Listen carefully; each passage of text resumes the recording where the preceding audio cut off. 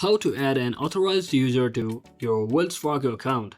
So let's get started. So hello guys, if you also want to add an authorized user to your Wells Fargo account, first thing first is head over to your Wells Fargo account online, or if you are using application, make sure you have successfully signed into your account. And once you successfully sign into your account, you just have to navigate to your credit card services section, and or you can also actually find the account services section, then locate. And once you successfully log into your account, just find or navigate to the account services section, then locate the credit card service center. And once you locate it, you just have to add an authorized user by looking for the option to add them, or a similar option to add card holders, and simply provide your information, that is your full information.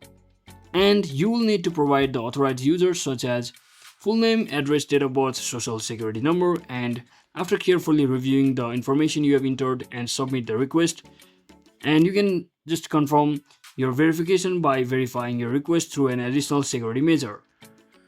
So that is it for today guys. I hope this video was informational. If it was, don't forget to like and subscribe. See you on the next one.